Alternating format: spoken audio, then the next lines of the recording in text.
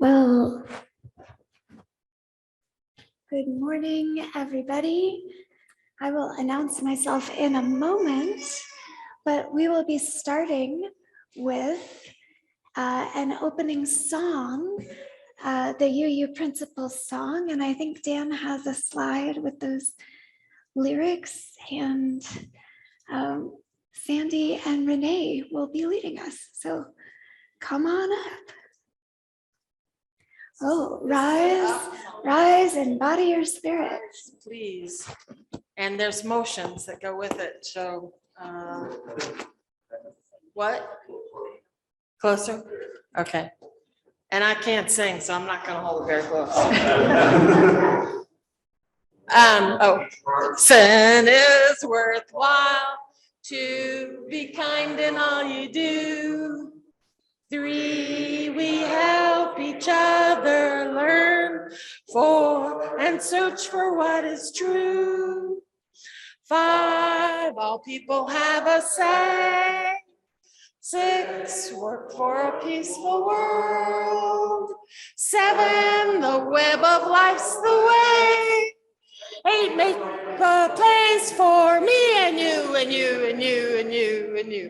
8, okay, let's do that last verse one more time, shall we?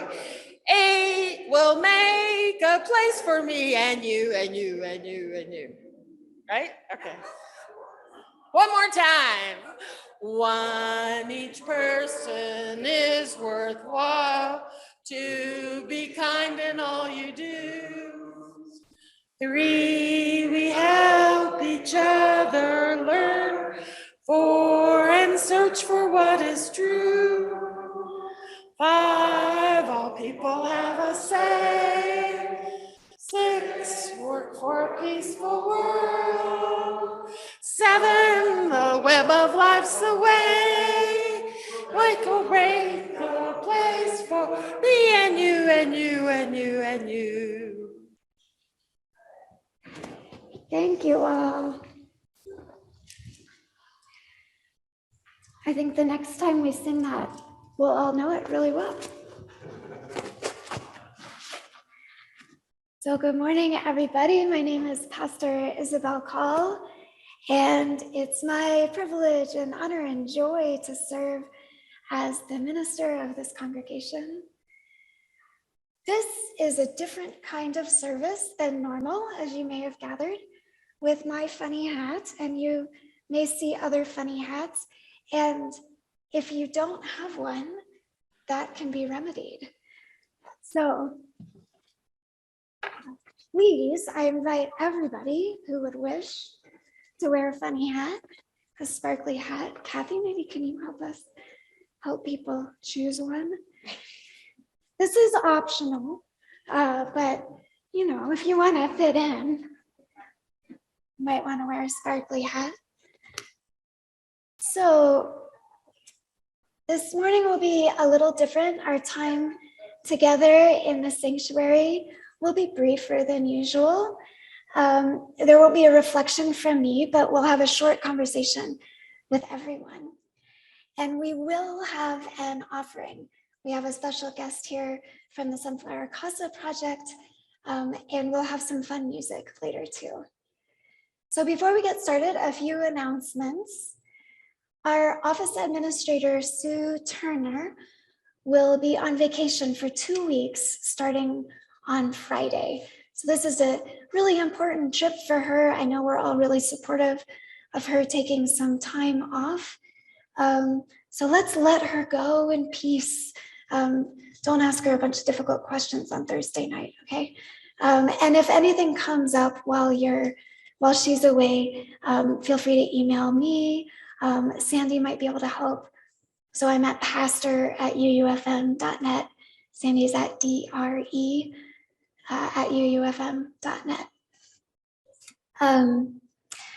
There will be a note from me coming out in a few days with some details of my plans for the coming year as your minister, sort of showing you what I plan to do if I continue to be 3/4 time and what I hope I could do if I were full time, to give you a little context for that decision that's coming up at our congregational meeting next Sunday.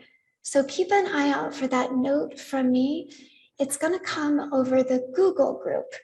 So is everybody in the Google group? If you aren't and you want to be, email me. I'll get you signed into that right away. So, and one last announcement, our intrepid tech host, Dan, is also serving as our service leader in 2 weeks for the animal blessing. And he has asked me to remind you, you are welcome to bring your animals for that animal blessing.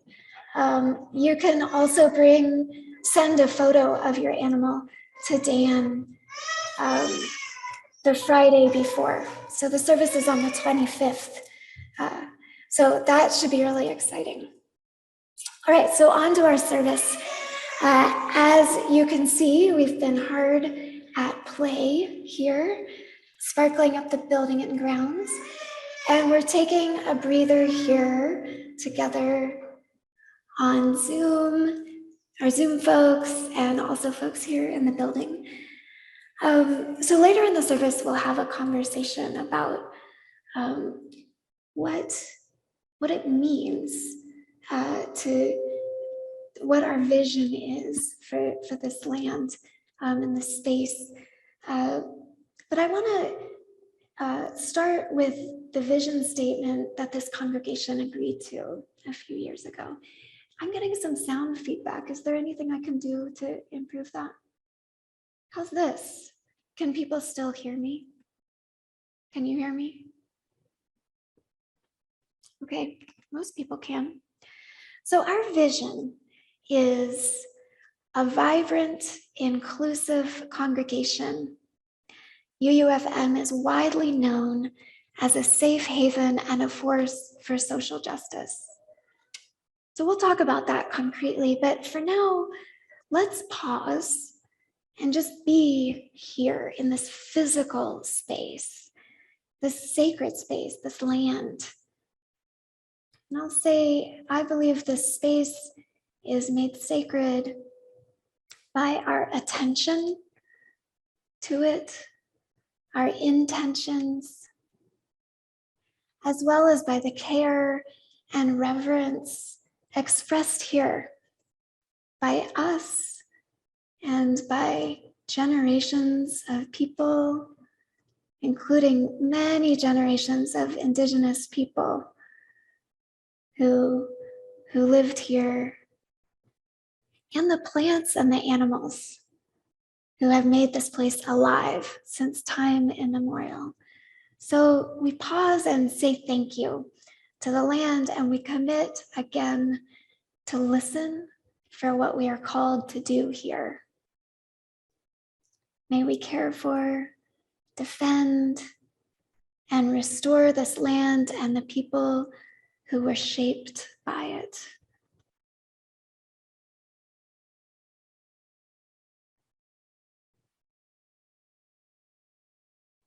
May it be so. So our chalice lighting this morning is by Reverend Karen LeBlanc. And I have asked Rudy and Mac and the kiddos to come up and light our chalice.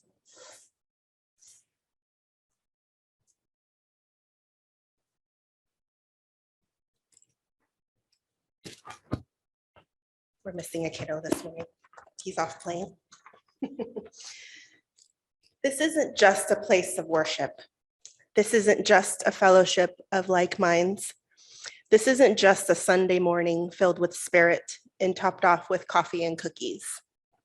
This is our church, our congregation, where we are building beloved community, where we are opening ourselves to each other, where we trust and love, rise and fall together.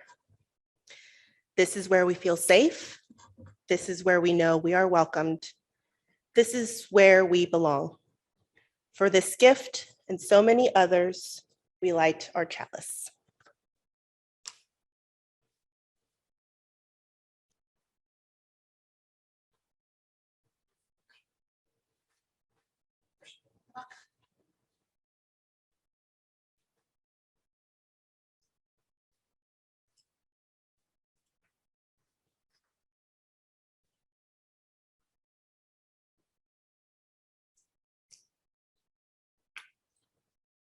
Thank you, Rudy and Mac and Ellie.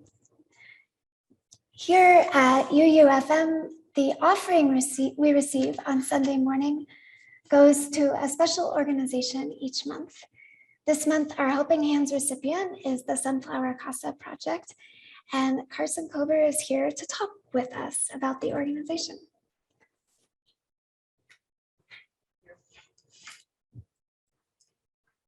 Hi, thank you.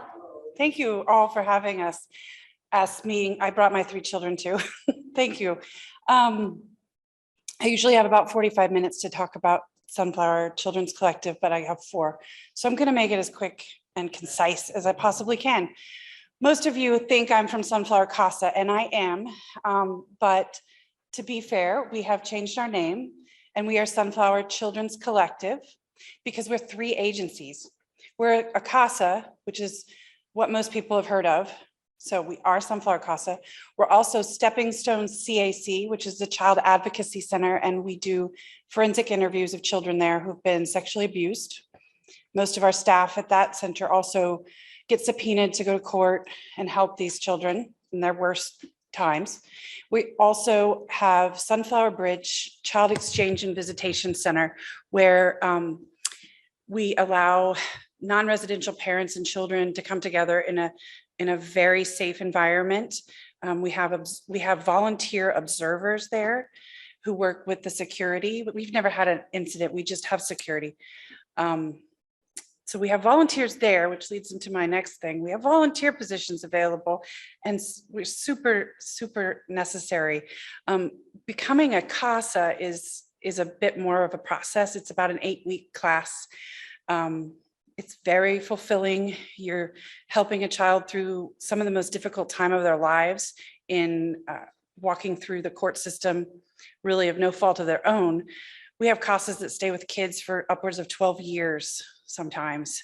It's a very intense and specific skill set, but it is really a great organization.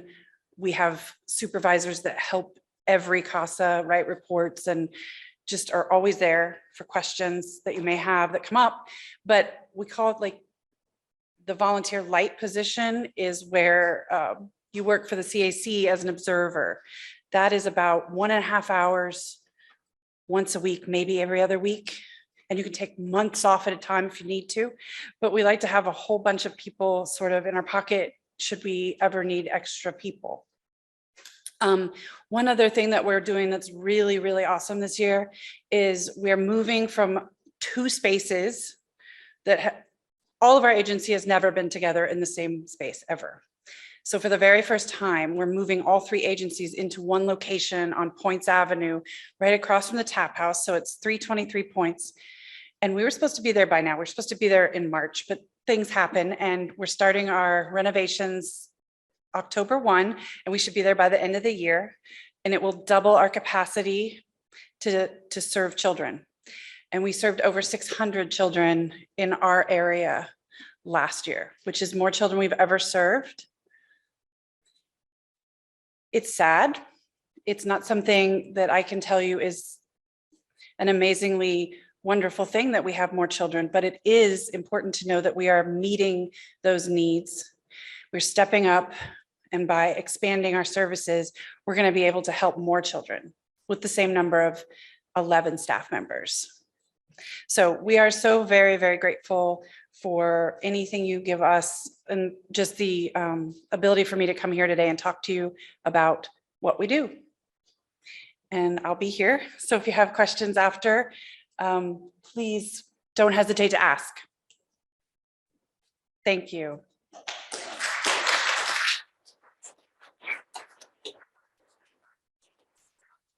Thank you so much, Carson. I think I have this right. CASA stands for Court Appointed Special Advocate.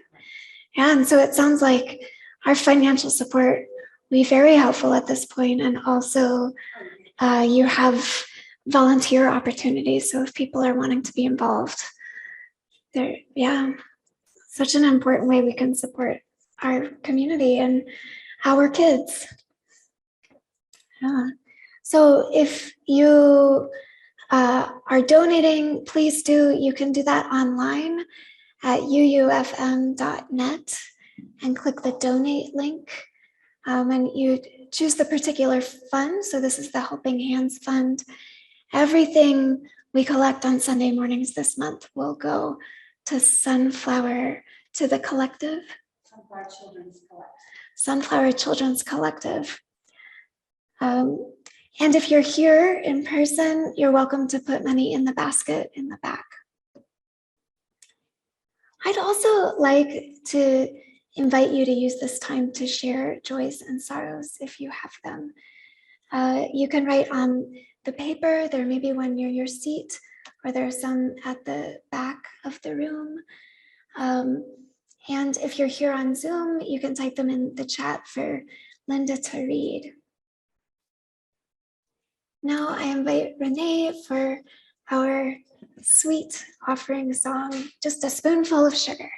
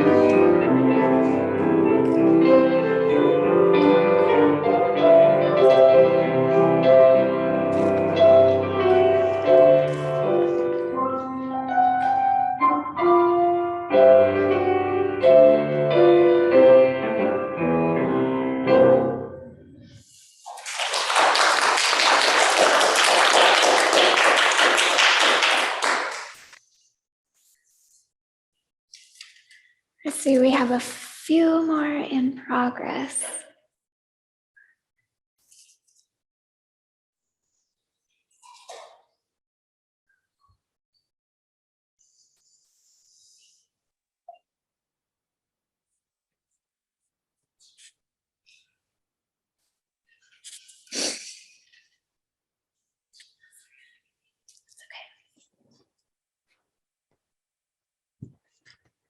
I love that song so much.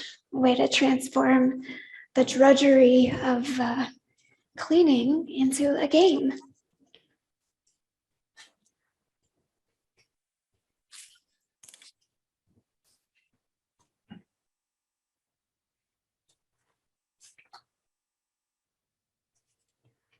We've come to the time in our service when we share our burdens and amplify our celebrations. So let's call up a spirit of generosity, vulnerability, courage, and compassion as we listen to what has been shared. And I'm going to invite Linda to start. Linda, will you share joys that have come in? I certainly will. Kathy Hedge says she has a joy. Her son Joey and his wife Sam are visiting in 2 weeks. Hooray, she says. And from Lynn and Lauren, a joy. Lynn's latest scans were clean and we are on our way to radiation as the next step in her treatments for cancer. She is feeling good. And that is wonderful news. Then we have one that's sort of a joy and sort of a sad thing. Rob DeLong reports that Bell and he dropped Sam off at Columbia last Sunday, which was sort of bittersweet, saying goodbye. And Les Loshke says Nikki and I got to visit our daughter Sophia yesterday in Lawrence. Lovely. movement and healing from our community. So we have Joyce here in the space. Joe Zalewski says, my parents are visiting from Ohio this afternoon. Rob Morrison and Emily Fraser are celebrating their 10th anniversary and 20th year of friendship. Rob, yes. Rob says, I feel so lucky I got to marry my best friend. Sylvia Beeman says, it's so satisfying, gratifying, and rewarding to see and interact with the wonderful, sparkling helpers who came to spiff up our grounds and building. Indeed. And Mac and Rudy share that Rio starts soccer this week, and he's nervous and excited to start an activity where he can make friends. That's true for a lot of us right now. And then Katie Kingery Page shares August with joys and sorrows. We have a joy that our middle child has been home for 2 weeks, headed back to California tomorrow. And then Katie says, my auntie Dottie, who's an inspiration, died on August 12th. So holding your sorrow here in this community. Here in the sanctuary, we had another sorrow from Larry. He writes, this week I got another lesson in how to die. My wife's brother died at 1:30 a.m. on Friday. So thank you for helping us hold this burden with you and Gabby. Linda, are there sorrows that came in on Zoom? Yes, Mary Beth Reese recently lost her brother, Jerry, and she says, thank you for your sympathy after the passing of my brother, Jerry. I so appreciate it. Mm. And that's the only one. Thank you. Thank you all for sharing what's on your hearts. Why don't we together hold a moment of silence so we can honor these joys and sorrows that have been shared, and also those that we know remain quietly in our hearts.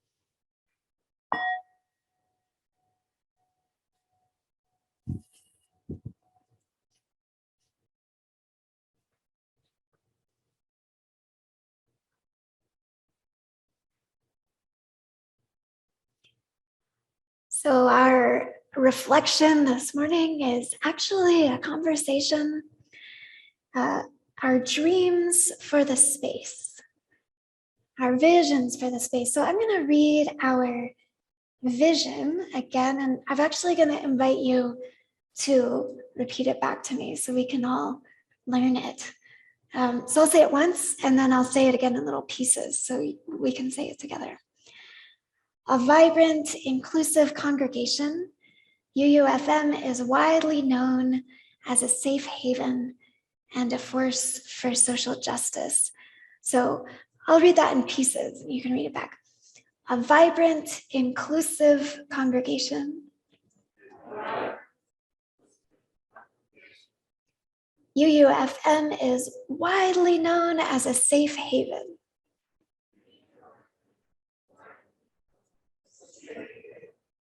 And a force for social justice.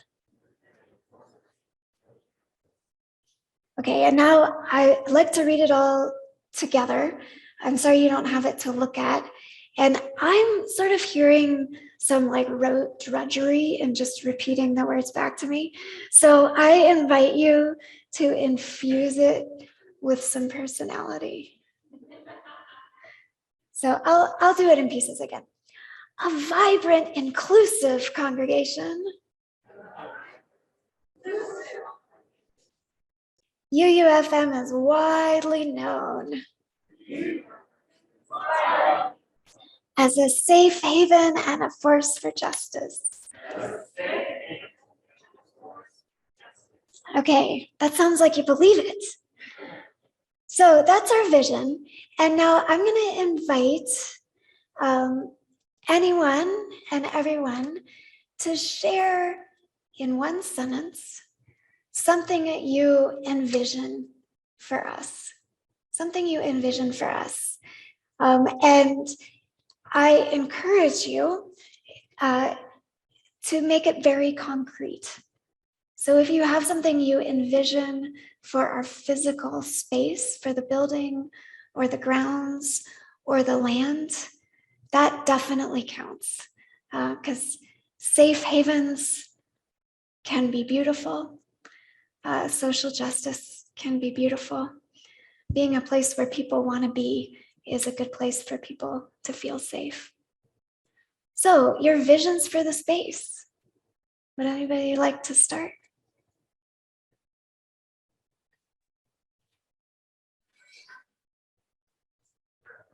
Here, Shirley's gonna go first. She's got a mic, and then we'll bring you a mic. Well, I've been envisioning for a long time new chairs for the and I do have some selected. I'm sure there'll be other opinions, and so anybody that's interested in this, please contact me. Elka was working with me on this, and we sort of chose a MIDI light chair. Of course, nothing will be done for quite a while, but we're thinking about it. Thank you, Shirley. And I want to encourage other people who have visions.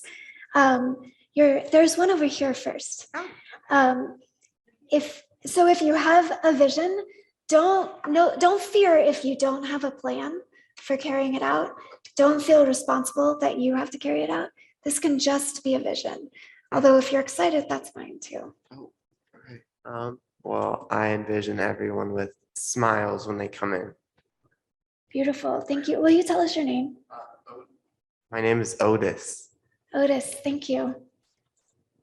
I have been thinking about small playgrounds, some kind of little play equipment for younger children.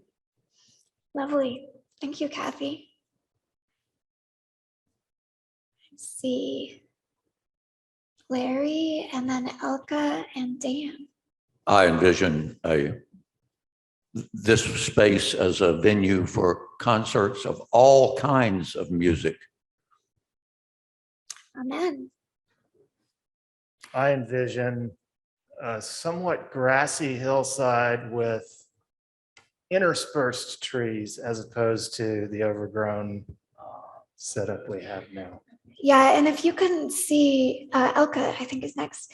If you all couldn't see Mark during that vision, he looked out toward the sunlit grassy hill that will someday be. Elka.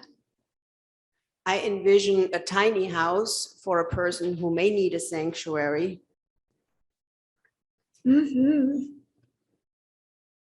I saw Pat. Oh, Dan. Pat and then Dan. I envision our medicine wheel, which was constructed about 25 or 30 years ago, with Tom Manning's help, that it be redone in a way that's meaningful, especially to our children, and bringing life to that. Lovely.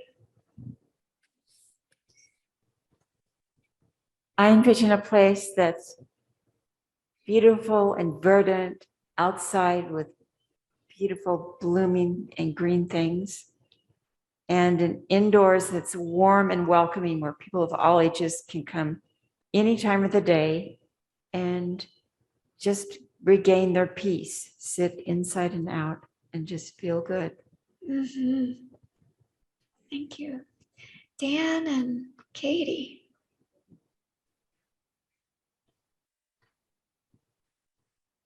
I've been wondering if somehow we could change our energy to use solar energy more instead of, buying it from Evergy, I think. Yeah, thank you. Now, I think we'll go to Zoom folks next. So if you're on Zoom, ready your visions. Should I go ahead? Yeah. I just want to say I have a vision where our LSEP room, which is in the oldest part of our building, is absolutely as beautiful as our sanctuary, which is the newest part of our building. Mhm. I wonder if anybody on Zoom has a vision, and we will see. Oh, we can see you now. So feel free to raise your hand, wave your hand, and I see Les there with a vision.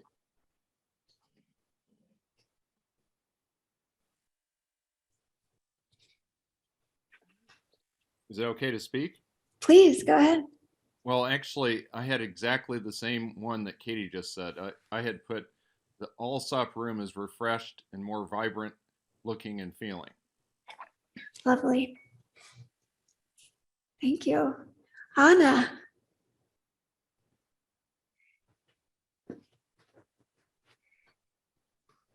Well, I'm not there, so I don't know if I have it right, but I still have a vision and I still love everybody there and I miss you.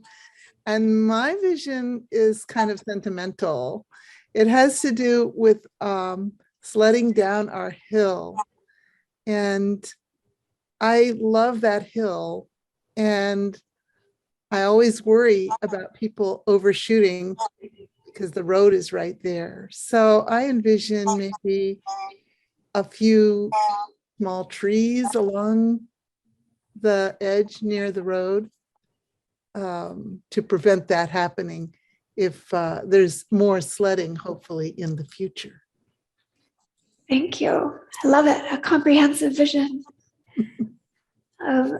Linda, would you read Judy's vision from the chat? Yes, we have several in the chat. Oh, let's hear them all. Judy says she envisions the grounds beautifully providing food for the UUFM community and beyond. Lauren and Lynn say, my component for vision is a perfect repair on the roof. And Rob DeLong says, I'd love to see us develop an outdoor space where we could gather, worship, and celebrate, weather permitting. Beautiful. Thank you all. There's another one from Judy. Will you read that for us, Les?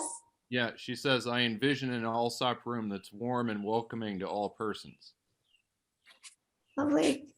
Allsop room, warm and welcoming to all persons. Well, thank you all. I know that many of the beautiful things that we already live with here together in our space came from visions. And so this is an exciting moment where we listen to the beginnings of those new possibilities. So thank you, everybody. Let's close our conversation now with a hymn. This is Spirit Says Do, and I'm going to invite everybody to rise in body or spirit. And what do you think, Renee? What verses should we do? Do 2 verses. Great. So first time we'll sing it with do. You got to do when the Spirit says do, and then you got to sing when the Spirit says sing.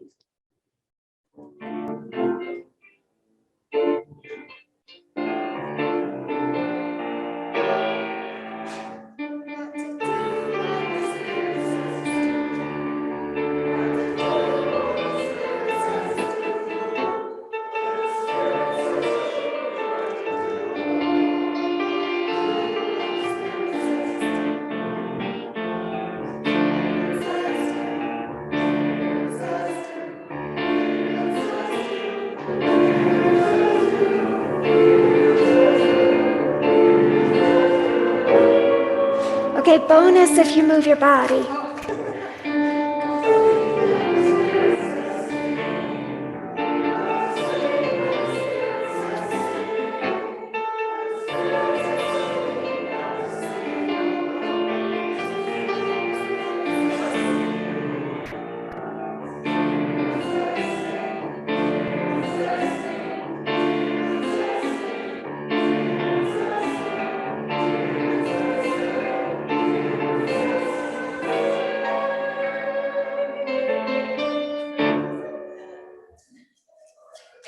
Spirit says sing. And now I invite Shirley up to read our closing words.